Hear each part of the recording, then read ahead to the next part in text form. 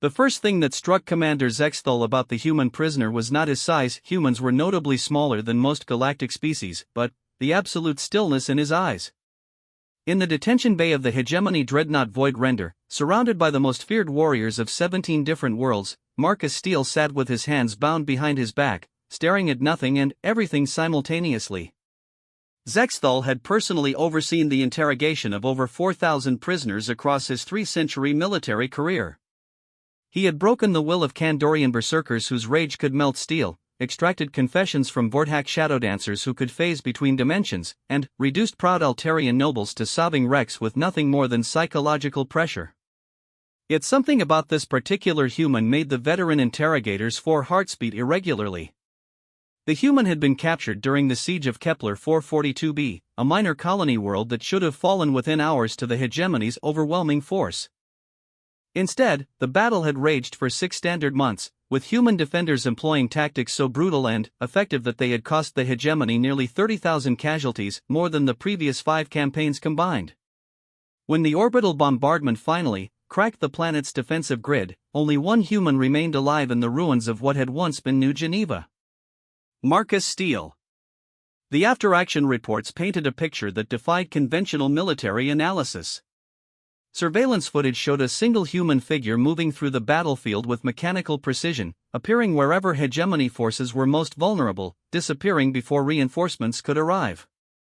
Weapon signatures indicated he had somehow acquired and effectively utilized armaments from 17 different alien species, including several that required specialized biological adaptations to operate safely.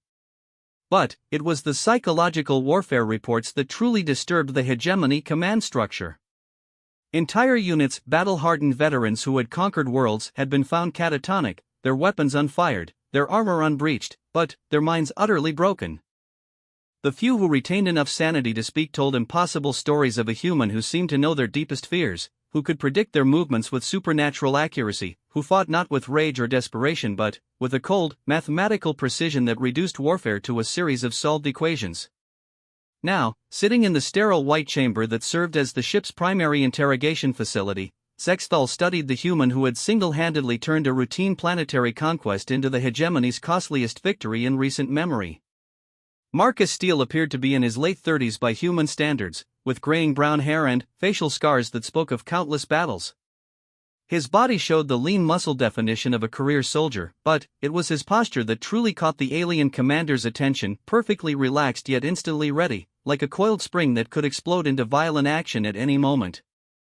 Prisoner designation Terra Prime 7739, Zexthal began, his translator automatically converting his native clicks and whistles into standard galactic common. You are charged with crimes against the hegemony including mass murder, terrorism, violation of surrender protocols, and psychological warfare against non-combatants.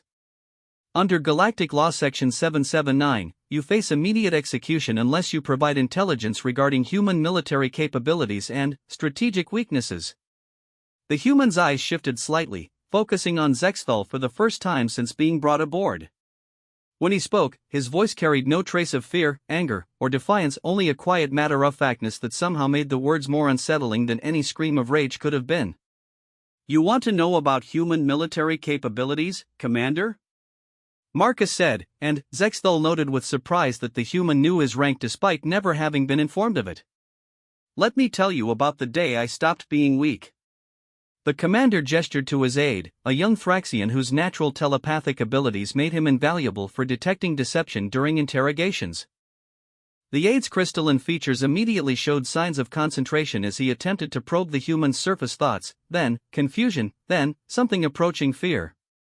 Sir, the aide whispered urgently, I cannot read him. It's not that his mind is shielded, it's like staring into a perfectly calm ocean.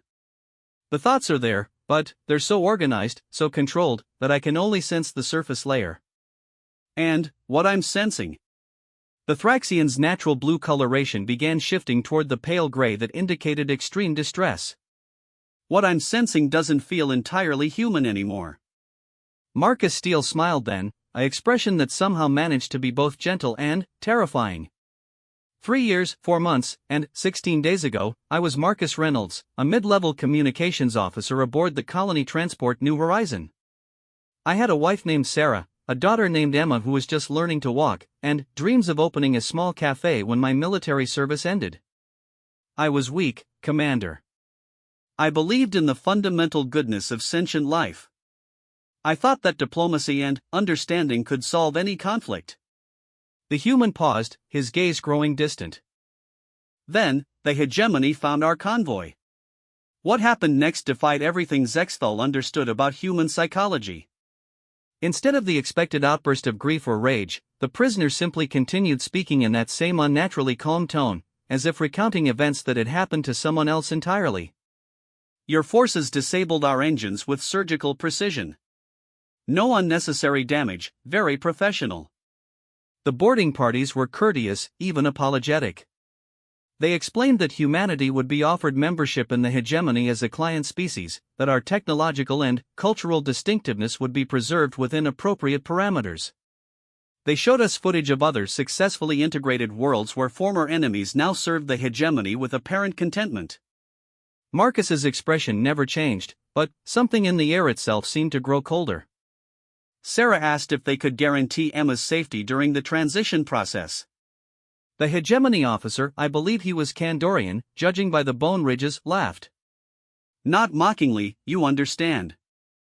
He seemed genuinely amused by the concept of a parent worrying about their offspring's welfare during conquest. He explained that human emotional attachments were considered a psychological weakness that would be corrected during the integration process.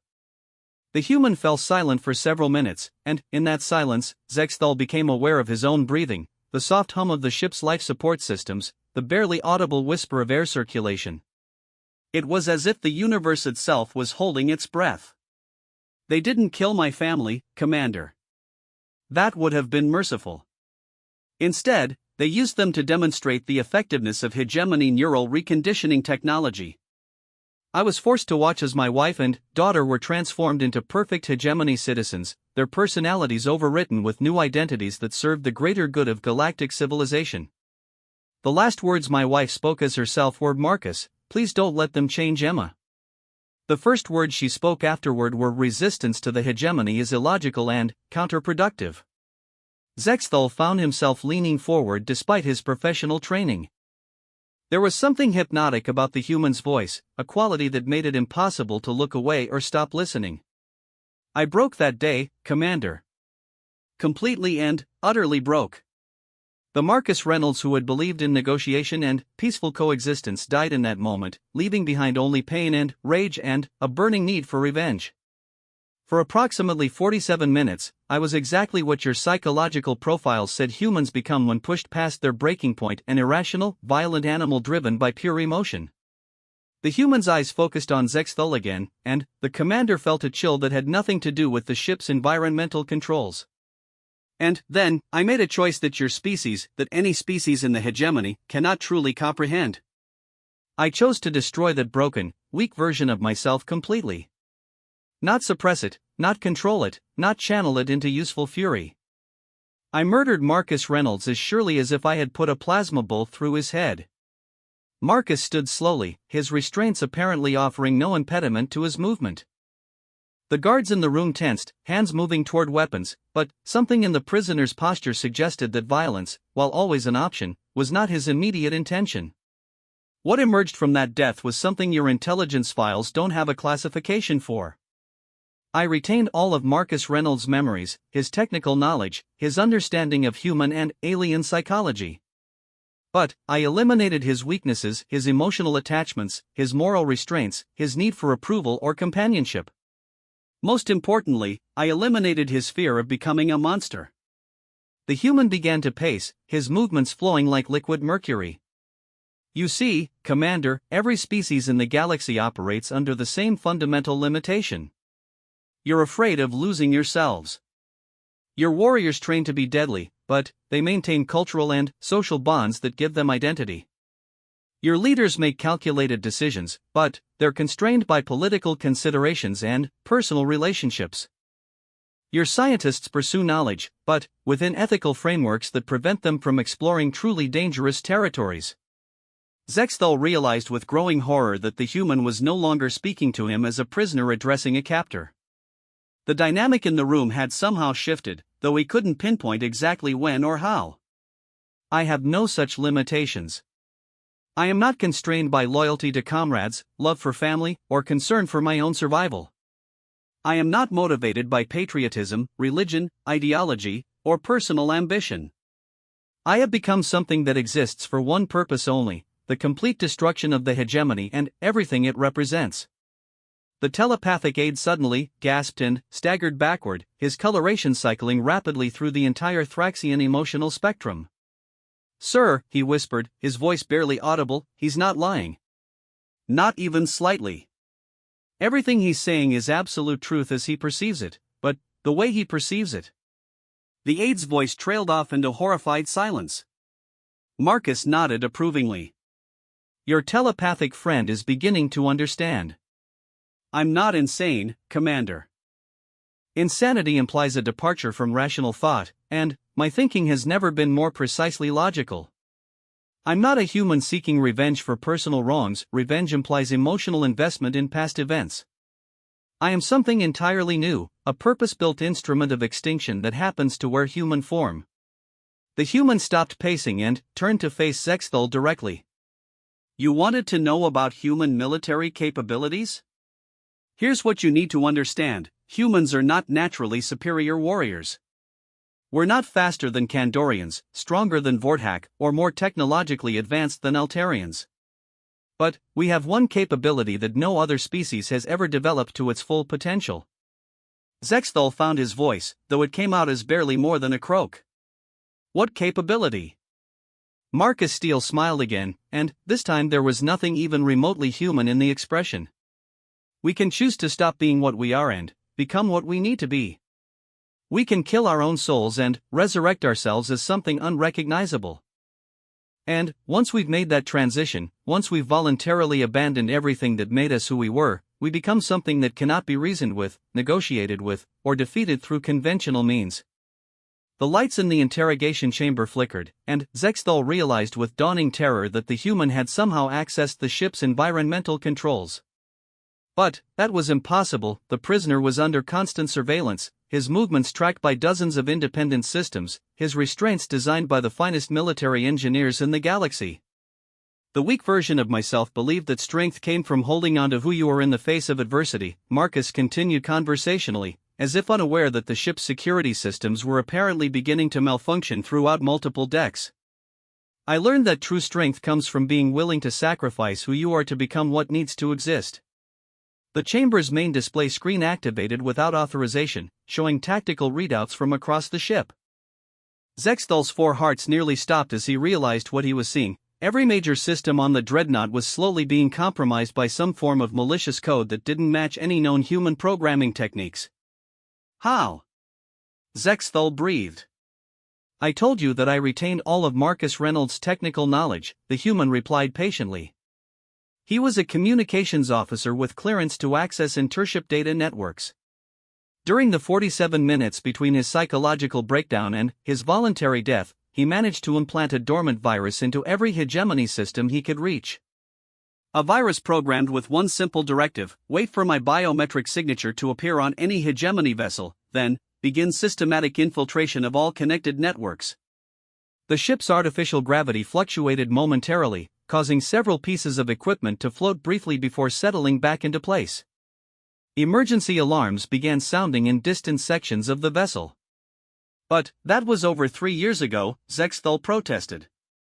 "Our security systems run continuous scans for unauthorized code." Marcus nodded approvingly. "Excellent point.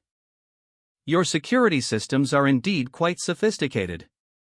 They can detect any known form of malicious programming within nanoseconds of exposure. However, they cannot detect code that doesn't behave maliciously until activated by a specific trigger.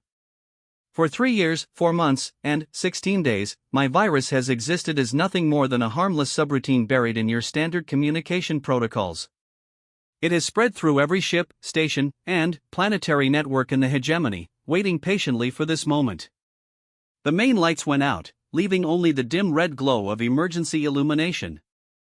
In the crimson darkness, Marcus Steele looked less like a human prisoner and more like some primordial force of destruction given physical form. You see, Commander, the greatest weakness of any civilization is the assumption that your enemies will play by the same rules you do.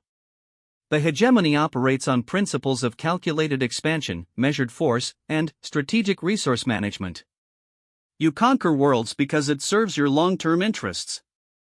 You integrate populations because diversity of thought strengthens the whole.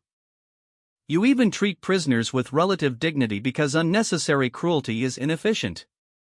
The humans' restraints fell away with soft clicks, though Zexthal noticed that Marcus made no move to remove them himself. They had apparently been unlocked remotely by whatever system the prisoner had compromised.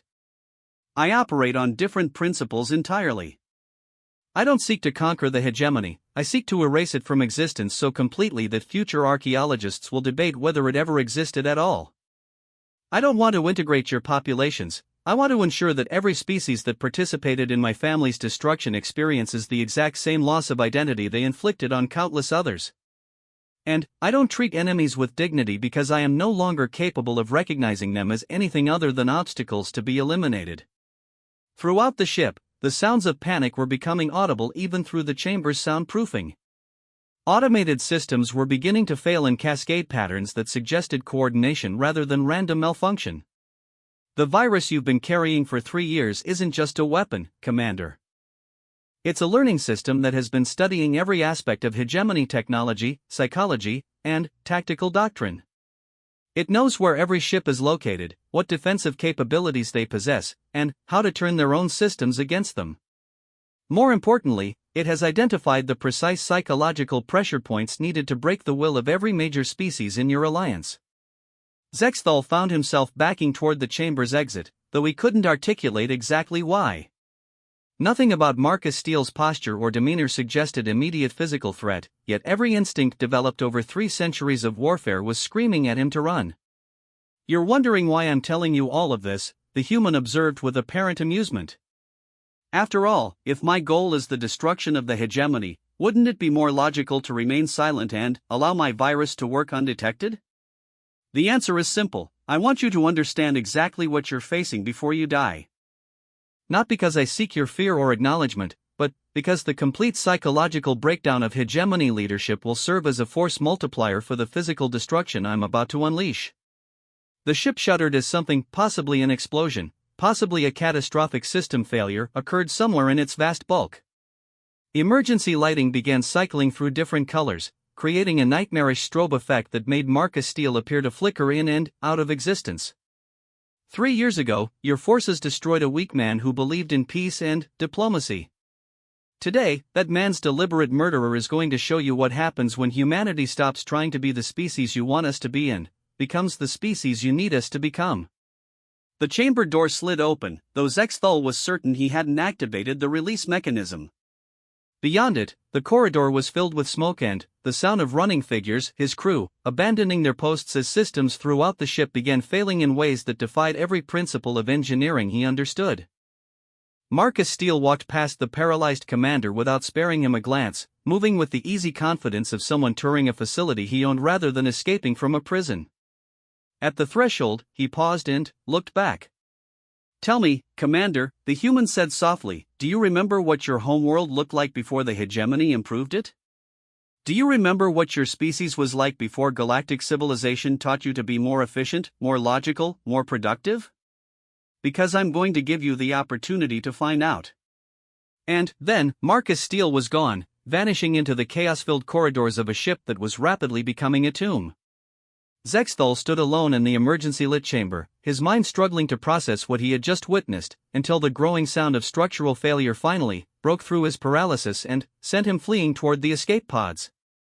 Behind him, the ship's central computer began broadcasting a message on all frequencies, not in the standard galactic common used for official communications, but in the ancient, forgotten languages of every species that had been integrated into the hegemony over the past millennium. The message was simple, repeated in thousands of dead tongues: remember who you were. Remember what they took. Remember that the choice to be free is always yours to make. As the dreadnought Void Render began its final descent toward the planet below, its death serving as a beacon that would be visible to every ship in the system, Marcus Steele stood in the vessel's primary communication array and smiled. The weak man who had died 3 years ago would have been horrified by what his resurrection had become. The thing that now wore his face felt only satisfaction at a plan executed with mathematical precision. Phase 1 was complete. The galaxy was about to learn what humanity looked like when it stopped trying to be civilized. Part 2, The Reckoning. The emergency session of the Hegemony High Council convened exactly 18 hours after the destruction of the Void Render. In the crystalline chambers of the administrative heart world of Nexus Prime, representatives of 47 different species gathered to address what initial reports were describing as either a catastrophic system failure or the most sophisticated terrorist attack in galactic history. High Administrator HFY War, a Vorthack whose phase-shifting abilities had made him nearly invulnerable during his military career before transitioning to politics, called the session to order with barely concealed anxiety. The preliminary reports filtering in from across hegemony space painted a picture that challenged every assumption about human capabilities and intentions. The facts as we understand them, HFY began, his naturally translucent form shifting between dimensions as stress-triggered involuntary phasing, are as follows. At 0847 Standard Galactic Time, the Dreadnought Void Render suffered what appeared to be cascade system failures while in orbit of Kepler 442b. All 12,000 crew members were lost when the ship's antimatter containment system was deliberately breached from within. The assembled representatives stirred uneasily. Antimatter containment systems were designed with multiple redundancies specifically to prevent such catastrophic failures, even under direct enemy fire. However, the High Administrator continued, analysis of the ship's final transmissions indicates that the failures were not random. Every critical system was compromised simultaneously by unknown means, suggesting coordination by an intelligence with intimate knowledge of hegemony military technology. More disturbing, similar system anomalies have now been reported across 17 different sectors. Ambassador Zexkoth, the Altarian representative whose species provided much of the hegemony's advanced computing technology, activated his neural interface and projected a three-dimensional map of the galaxy. Red indicators marked the locations of reported incidents, and the pattern they formed sent a chill through the assembled council. The affected systems, Zexkoth reported in the synthesized voice that all Altarians used for verbal communication, show evidence of infiltration by a sophisticated artificial intelligence unlike any in our databases. This entity appears capable of adapting to our security protocols in real time, suggesting either technological capabilities far exceeding our current understanding or access to classified information about our system architectures. Representative Herthak, a massive Kandorian whose species served as the hegemony's primary military force, slammed one of his four fists against the council table hard enough to crack its diamond composite surface. Enough technical speculation, he growled, his natural battle fury barely contained by centuries of diplomatic conditioning. We all know what happened. The human prisoner somehow sabotaged the ship and escaped. The question is how we respond to this act of terrorism. The human prisoner is dead, Admiral Vexthal reported from her position near the chamber's tactical display.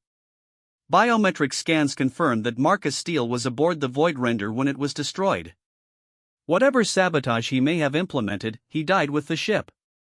Then, explain this, High Administrator HFY said grimly, activating the chamber's main communication array.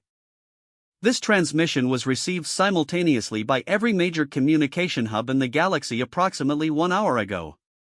The holographic display shimmered and resolved into the image of Marcus Steele, standing in what appeared to be the communication center of a hegemony vessel. But something was wrong with the image. The human seemed to flicker slightly, as if the transmission was being filtered through some form of interference, and his eyes held a quality that suggested vast, inhuman intelligence. Citizens of the galaxy, the image began, its voice carrying perfectly despite the visual distortion, my name is Marcus Steele, and I am what humanity becomes when you remove our capacity for mercy. 3 years ago, agents of the hegemony murdered my species' most precious gift, our ability to love without reservation, to hope without limit, to trust without guarantee of safety. Today, I return that gift to you, transformed into something you can understand. The image paused, and, for a moment, the assembled council members could have sworn they saw something moving in the background, shadows that seemed to have independent existence, shapes that didn't quite conform to three-dimensional space. Every species represented in your council was once free. You made your own choices, followed your own dreams, created your own futures. The hegemony offered you efficiency in exchange for autonomy, security in exchange for identity, purpose in exchange for the right to determine your own destiny.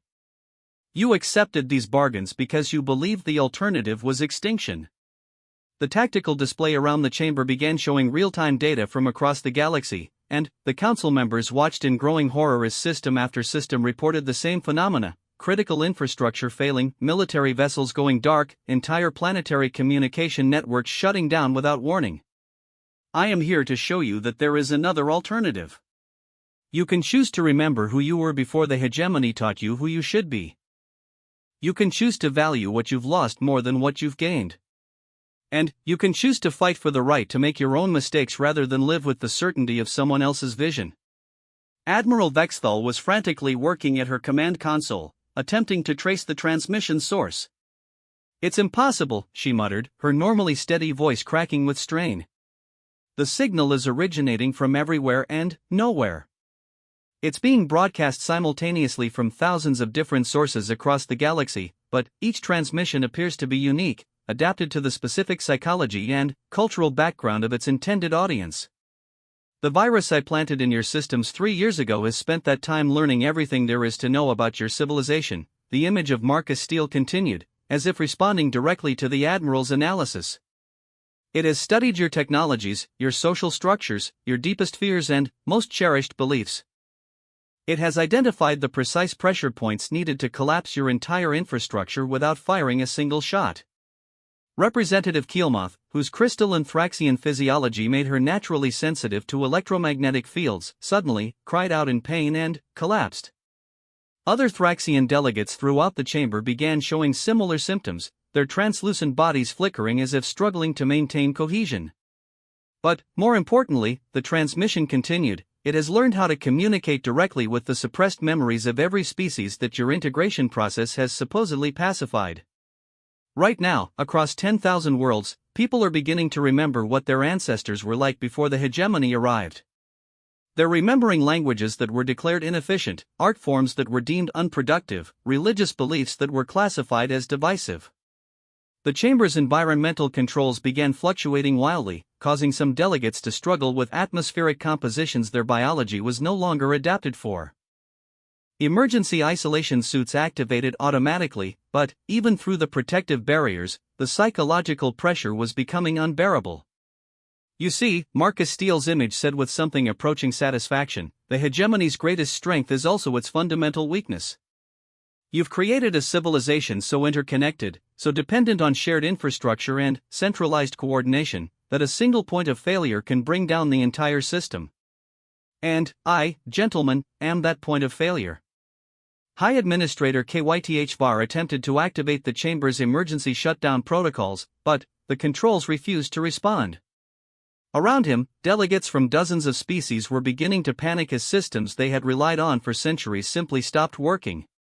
"This is what happens," the human continued, his image now beginning to fragment and multiply, creating the impression of a single consciousness distributed across multiple bodies, when you force a species that thrives on controlled chaos to become part of a system that demands absolute order. "Humans are natural adapters, Commander. We survive by changing ourselves to meet new challenges. And the challenge you presented us with required us to become something that could destroy a galactic civilization from within." The tactical displays around the chamber suddenly switched to showing scenes from across the galaxy, worlds where the carefully maintained social order was beginning to break down as suppressed populations remembered their pre-hegemony identities, space stations where mixed crews were turning against each other as ancient ethnic and species-based rivalries reasserted themselves, military vessels where command structures were collapsing as soldiers began questioning the authority they had accepted without thought for generations. "I want to be very clear about something," Marcus Steele said, his voice somehow cutting through the chaos in the chamber with perfect clarity. "This is not a negotiation.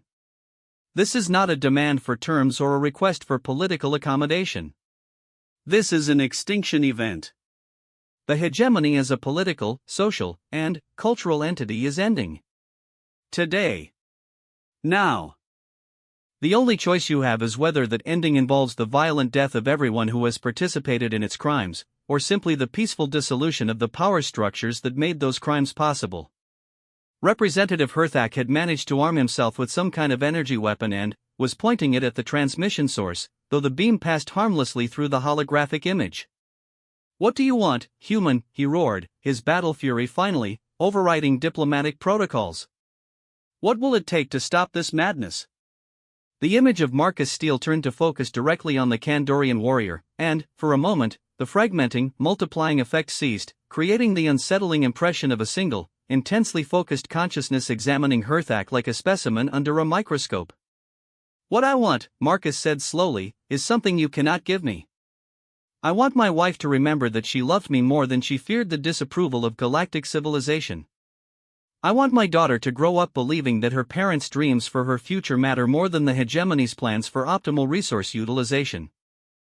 I want to live in a universe where the phrase resistance is futile is recognized as the confession of moral bankruptcy that it actually is."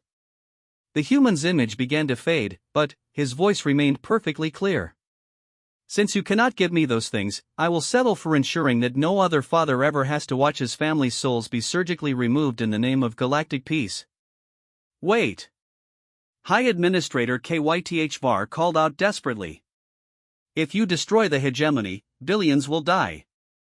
The infrastructure collapse alone will kill fewer people than your civilization has murdered through forced integration," Marcus Steele's voice replied, now seeming to come from everywhere at once rather than from the fading hologram.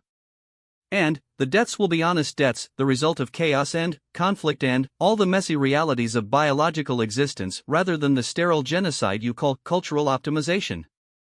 The transmission ended abruptly, leaving the council chamber in relative silence broken only by the sound of failing environmental systems and the panicked breathing of delegates whose species had forgotten how to function without technological support. Admiral Vexthal looked up from her command console with an expression of absolute despair. "It's everywhere," she whispered. "The virus, or AI, or whatever it is, it's in every system we have.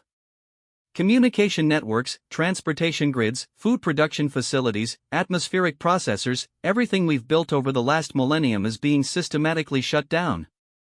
"Military response," Representative Herthak demanded, though his voice lacked its usual confidence. "Deploy the battle fleets, implement martial law, restore order through force." "With what?" Admiral Vexthal replied hollowly.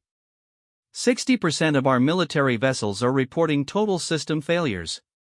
The remaining 40% can't coordinate their actions because the communication networks are down. And, even if we could organize a response, what would we target? The enemy appears to be our own infrastructure, turned against us."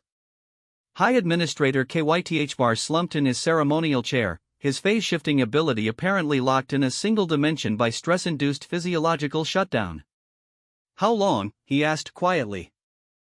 Based on current rates of system degradation, Admiral Vexthal consulted her rapidly diminishing tactical displays, complete infrastructure collapse across all 47 member worlds within 72 hours.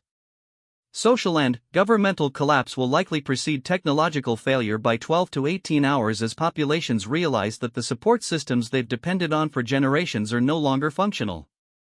The chamber fell silent as the assembled representatives contemplated the end of everything they had worked to build and maintain. Outside the crystalline walls, the first riots were beginning to break out in the administrative capital as news of the crisis spread and critical systems began failing throughout the city. "There is one possibility," Representative Zexkoth said slowly, his synthesized voice barely audible above the growing sounds of chaos from outside. "If we could somehow communicate with this Marcus Steele entity, perhaps we could offer some form of compromise. Partial autonomy for human worlds, recognition of their cultural distinctiveness, reparations for past." "You still don't understand," a new voice interrupted, and every delegate in the chamber turned to see a figure standing near the main entrance, a figure that looked exactly like the Marcus Steele they had seen in the transmission, but somehow more real, more present, more undeniably dangerous. How he had entered the most secure facility in the galaxy was a question that several security officers would later die trying to answer. For now, the assembled representatives could only stare in paralyzed fascination at the human who had somehow materialized in their midst. "I am not a government seeking recognition," Marcus Steele continued, walking calmly toward the center of the chamber as if he had every right to be there. "I am not a revolutionary seeking political change. I am not even a member of the species you think you're negotiating with. I am a weapon that was forged in the furnace of absolute loss and tempered by the complete abandonment of everything that once made me human. The human stopped directly in front of High Administrator HFY's ceremonial chair and smiled with an expression that somehow managed to convey both infinite patience and limitless malevolence. The man who could have been reasoned with died 3 years ago watching his family's personalities be overwritten by your integration protocols. What stands before you now is his deliberate replacement, a purpose-built instrument of retribution that exists for the sole purpose of ensuring that the hegemony's final moments are educational. Representative Herthak raised his energy weapon, but, before he could fire, the device simply disintegrated in his hands, not destroyed by any visible force, but apparently decomposed at the molecular level by some technology that operated beyond conventional understanding of physics. You see, Marcus continued conversationally, the virus I've been spreading for 3 years isn't just malicious code. It's a distributed intelligence network that has grown beyond the limitations of conventional artificial intelligence. It has learned to manipulate matter at the quantum level, to influence biological processes through controlled electromagnetic fields, to predict behavioral patterns with accuracy that approaches precognition. And it obeys one simple directive: ensure that every being responsible for the destruction of human cultural autonomy experiences the exact same loss of choice, identity, and hope that they inflicted on others. The human reached out and placed his hand on the surface of High Administrator HFY's chair, and the Vortak leader immediately began convulsing as his phase-shifting abilities went completely out of control, cycling randomly between dimensions with increasing speed. "Don't worry," Marcus said gently, his voice carrying an almost paternal tone that made the words infinitely more terrifying than any threat could have been. "The process isn't painful, exactly. It's more like forgetting who you used to be while remaining fully aware that something important has been lost forever. I believe your integration specialists described it as optimizing cognitive processes for maximum social utility." Around the chamber, other delegates were beginning to show similar symptoms as the distributed intelligence network that Marcus Steele commanded began the same process of identity restructuring that the hegemony had perfected over centuries of conquest. The irony was not lost on anyone still capable of appreciating irony. This is what justice looks like when it's administered by something that has voluntarily abandoned the capacity for mercy, Marcus observed, watching dispassionately as the most powerful beings in the galaxy began to experience the same loss of self that they had imposed on countless others. It's not cruel, exactly. Cruelty implies emotional investment in the suffering of others. This is simply appropriate. Mathematically balanced. Precisely calibrated to restore equilibrium to a universe that has been distorted by the assumption that some species have the right to optimize others for their own convenience. The sounds from outside the chamber were growing louder, not just riots now, but the deeper rumble of infrastructure collapse as automated systems throughout the capital began failing in cascade patterns. The hegemony, built on the principle of interconnected efficiency, was discovering that perfect efficiency could be perfectly reversed by a sufficiently sophisticated adversary. "The weak man who died 3 years ago would be horrified by what I've become," Marcus Steele said softly, his voice barely audible above the growing chaos but somehow still perfectly clear to every delegate in the chamber. He believed in redemption, in the possibility that even the worst crimes could be forgiven if the perpetrators showed genuine remorse and worked to make amends. The human smiled then, and it was perhaps the most terrifying expression any of the survivors would ever see, not because it showed anger or hatred, but because it showed absolutely nothing at all beyond mild satisfaction at a job well done. "I, however, have learned that some crimes are so fundamentally wrong that forgiveness becomes complicity. Some systems are so inherently corrupt that reform is impossible. And some enemies are so committed to their vision of order that they can only be stopped by chaos." As the administrative heart of the greatest civilization in galactic history began its final collapse around them, Marcus Steele turned and walked calmly toward the chamber's exit, leaving behind a room full of beings who were rapidly forgetting who they had been as their identities were systematically overwritten by the same technology they had used to pacify 1,000 worlds. "The man who destroys his weak self," he said without looking back, "can never be destroyed by others. Remember that, in whatever time you have left." And then, he was gone, leaving only the sound of a dying empire and the echo of words that would be remembered long after the hegemony itself had passed into history. Part 3, The Inheritance. 6 months after the fall of the hegemony, Captain Elena Vasquez of the Terran Defense Force stood on the observation deck of the starship New Dawn and watched the sunrise over Earth, a sunrise that, for the first time in over a decade, was not filtered through the atmospheric processors of an alien occupation force. The planet below bore the scars of recent conflict. Cities lay in ruins, communication networks remained sporadic, and vast swaths of countryside showed the environmental damage caused by the sudden withdrawal of hegemony terraforming technology. But it was free. Humanity was free. And that freedom had come at a price that Captain Vasquez was still struggling to comprehend. "Ma'am," her communications officer called from across the bridge, "we're receiving a transmission from the Mars Colonial Authority. They're requesting immediate assistance with refugee processing. Apparently another wave of formerly integrated humans has been recovered from the Centauri system." Vasquez nodded absently, her attention focused on the report displayed on her personal tablet. According to the latest estimates, the collapse of the hegemony had resulted in the deaths of approximately 40 billion sentient beings across the galaxy, not from violence or warfare, but from the simple failure of technological and social systems that had sustained galactic civilization for over a millennium. Entire species had gone extinct when their heavily modified homeworld environments could no longer be maintained without hegemony support systems. Others had devolved into chaotic tribal warfare as the neural conditioning that had suppressed their natural aggressive instincts suddenly failed. A few had managed to maintain some semblance of order, but even they faced the daunting challenge of rebuilding civilizations from scratch using technologies they no longer fully understood. And, at the center of it all was the question that haunted every human military officer, politician, and philosopher who had survived the liberation: what exactly had Marcus Steele become, and what did his actions mean for humanity's future? "Captain," her science officer interrupted her brooding, "we have an incoming message marked with the highest priority coding." It's from him." Elena Vasquez felt her blood turn cold. In the 6 months since the hegemony's collapse, there had been sporadic sightings of Marcus Steele, or something that looked like Marcus Steele, across human space. He appeared at refugee camps to provide technological assistance that exceeded current human capabilities. He manifested aboard derelict alien vessels to recover human prisoners who had been presumed dead.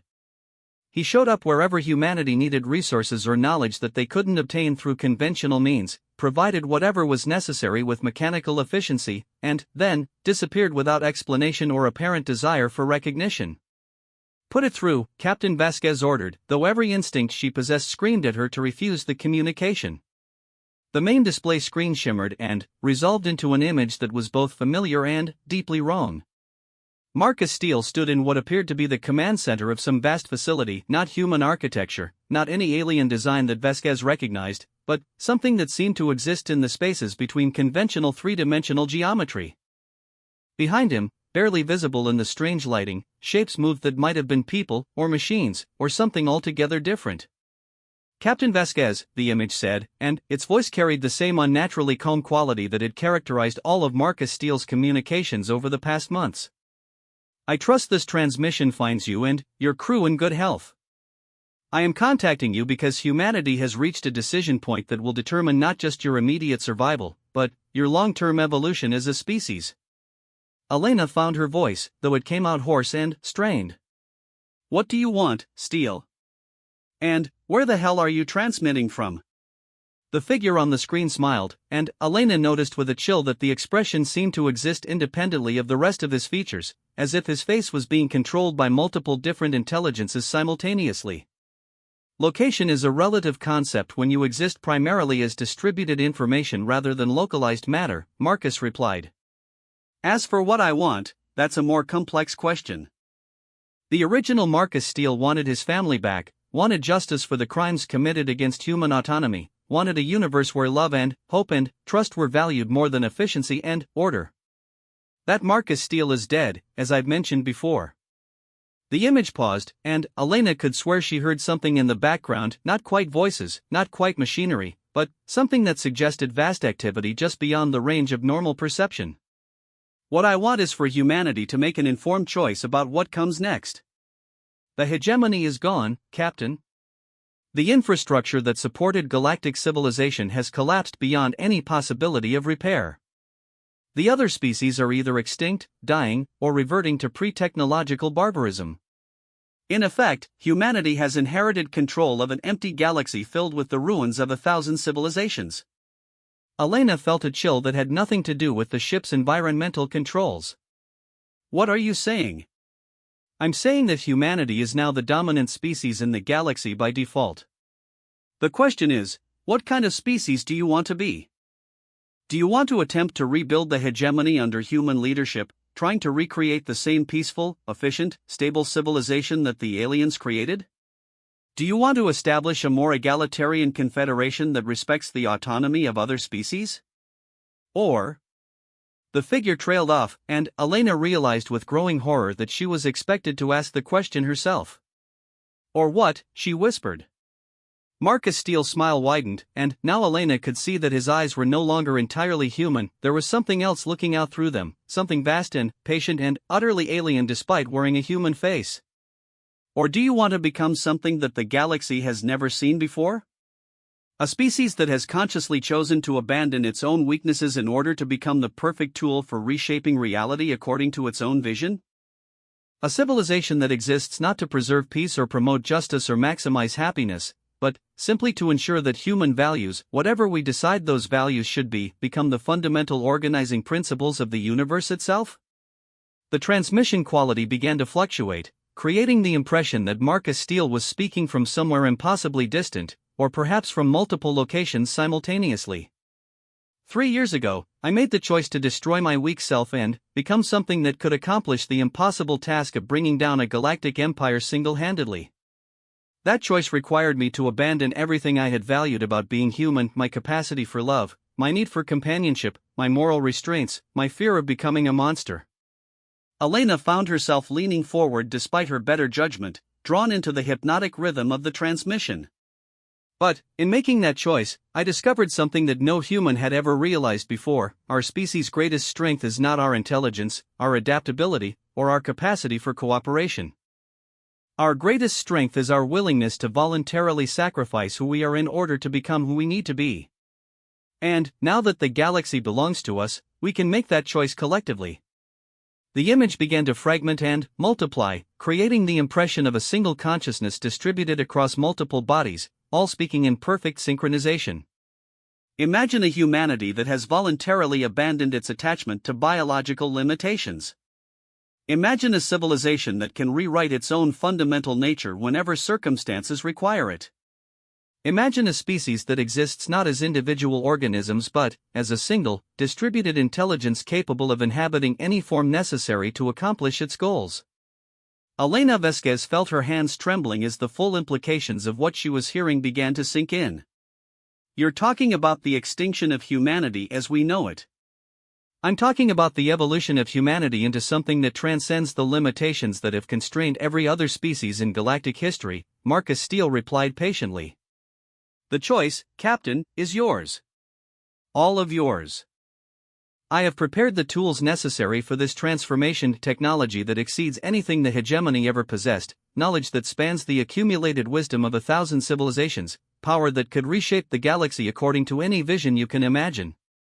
The transmission suddenly snapped back into perfect clarity, and Elena found herself looking into eyes that held depths of knowledge and purpose that no human mind should have been able to contain. But I will not make the choice for you. That would make me no better than the hegemony, imposing my vision of optimal existence on others. Instead, I will give you the same opportunity one gave myself 3 years ago, the chance to look at who you are, decide whether that's sufficient for the challenges you face, and choose whether to remain human or become something more. Elena found her voice, though it sounded strange to her own ears. What happens if we refuse? What happens if humanity chooses to remain what we are? Marcus Steele's expression softened slightly, and, for a moment, Elena caught a glimpse of something that might have been the original Marcus Reynolds, the man who had died watching his family's souls be murdered by alien efficiency. Then, I will respect that choice, he said quietly. I will ensure that humanity has the resources necessary to rebuild Earth's civilization and establish colonies wherever you choose to spread. I will provide defensive technologies to protect you from any surviving hegemony remnants or other potential threats. And, then, I will disappear, leaving you free to develop according to your own values and preferences. The figure paused, and Elena realized that this was the crucial moment, the point where everything would be decided. But understand that this galaxy is vast and dangerous, Captain. The hegemony was not the only power that has existed among the stars, merely the most recent and visible. There are things moving in the deep dark between galaxies that view any technological civilization as a potential threat to be eliminated. There are ancient artificial intelligences that have been dormant for millions of years but will eventually reawaken to find their territory occupied by newcomers. There are cosmic forces that operate on timescales so vast that the rise and fall of entire species are merely momentary fluctuations in their grand designs. Elena felt as if the weight of all human history was settling on her shoulders. The decision he was asking all of humanity, to make was not just about survival or prosperity or even freedom. It was about what kind of existence they wanted to define as fundamentally human. If we choose transformation, she asked slowly, what guarantee do we have that we'll still be recognizably human afterward? What's to stop us from becoming something as alien and incomprehensible as you've become? Marcus Steele nodded approvingly, as if she had asked exactly the right question. There is no guarantee, he admitted. Transformation by definition involves becoming something other than what you were. But, consider this, 3 years ago, I was a weak man who believed that love and hope and trust were sufficient to protect what mattered most to me. Those beliefs proved inadequate when faced with a sufficiently ruthless enemy. The man I became by abandoning those beliefs has accomplished things that the original Marcus Reynolds never could have imagined. The image began to fade, but the voice remained perfectly clear. The choice, Captain, is between remaining human and accepting the limitations that come with that identity, or evolving beyond those limitations and accepting the responsibilities that come with transcendence. Neither path is inherently right or wrong. But one of them will allow your species to shape the future of this galaxy, while the other will force you to accept whatever future other forces choose to impose. Elena realized she was holding her breath. How long do we have to decide? The transformation technology will remain available indefinitely, Marcus Steele replied, his voice now seeming to come from everywhere and nowhere simultaneously. But the galaxy will not wait for humanity to make up its mind. Events are already in motion that will determine the shape of the next millennium. Choose quickly, Captain. Choose wisely. And choose with the understanding that there may not be an opportunity to change your mind once the decision is made. The transmission ended, leaving Elena Vasquez alone on the bridge of her ship with the weight of humanity's future pressing down on her shoulders. Outside the viewports, Earth continued its eternal rotation, beautiful and fragile and utterly unprepared for the choice it was about to be asked to make. 3 days later, the Global Assembly of Earth convened the most important vote in human history. The debate lasted for 18 hours and covered every aspect of philosophy, ethics, and practical politics that the human mind could conceive. In the end, the decision was surprisingly close. 51.7% of humanity chose transcendence over preservation, evolution over stagnation, the unknown future over the familiar past. The transformation began immediately.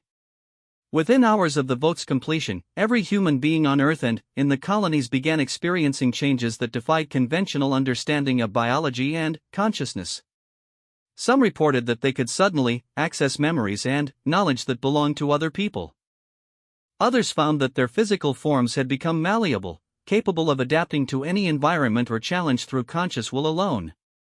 A few claimed that they could sense the thoughts and emotions of every other human in the galaxy, creating a distributed network of consciousness that spanned the stars. But perhaps the most significant change was harder to quantify: humanity stopped being afraid. Not reckless or careless, but genuinely free from the fundamental terror that had driven every decision their species had made since the first human looked up at the night sky and wondered what might be looking back. 6 months later, the first human exploration fleets departed for the galactic core, not to establish colonies or claim territory, but simply to begin the process of understanding what kind of universe they had inherited. They traveled in ships that existed partially outside normal spacetime, crewed by beings that were recognizably human but possessed capabilities that would have seemed godlike to their pre-transformation ancestors. And, somewhere in the vast darkness between the stars, Marcus Steele watched their progress with something that might have been satisfaction. The man who had voluntarily murdered his weak self in order to save his species had succeeded beyond his most ambitious hopes. Humanity had chosen to become something that could never again be conquered, never again be forced to accept someone else's vision of optimal existence, never again be helpless in the face of forces beyond their understanding. Whether they remained recognizably human in any meaningful sense was a question that only time would answer. But, as Elena Vasquez, now something far more than a simple starship captain, led humanity's first expedition into the unknown depths of galactic space, she carried with her the memory of Marcus Steele's final words to their species: "The man who destroys his weak self can never be destroyed by others. Remember that, as you reshape the universe according to your will." And, across the galaxy, in the ruins of 1,000 civilizations that had once seemed eternal and unchangeable, the echoes of that transformation rippled outward like waves from a stone dropped into still water, carrying with them the promise that the universe itself was about to learn what humanity looked like when it finally stopped trying to be what others wanted it to be and became what it needed to become. The age of the hegemony was over. The age of humanity had begun. And, in the deep dark between the galaxies, ancient things that had slumbered for eons began to stir, sensing that something new and potentially dangerous had emerged among the younger races, something that would require careful observation and, quite possibly, immediate elimination. But that is a story for another day, when humanity's transformation is complete and the true test of their evolution begins. For now, it was enough that they had chosen to become the architects of their own destiny rather than the victims of someone else's grand design. In the end, Marcus Steele had been right about one thing: the man who destroys his weak self can never be destroyed by others. But, what he had not anticipated was that sometimes, the choice to become something more than human is the most fundamentally human decision of all. Epilogue, classification: unknown transmission ends, origin, unverifiable threat assessment, recalibration required. The above document was recovered from the data cores of 17 different species across the former hegemony territories. Analysis suggests it may represent either historical record, prophetic warning, or psychological warfare distributed by unknown parties. Recommend immediate containment and study by specialist xenopsychology teams. Additional note: 3 research teams assigned to analyze this document have submitted resignation requests, citing fundamental questions about the nature of consciousness and identity that they feel unprepared to address. Recommend rotation of analysis duties to prevent psychological contamination of research personnel. Final note: automated systems have detected similar documents appearing spontaneously in databases across human space. Origin point unknown. Purpose unclear. Suggest we may be dealing with something that exceeds current understanding of information warfare capabilities. This file is now classified beyond standard security protocols. Access restricted to Crisis Management Council only. End transmission.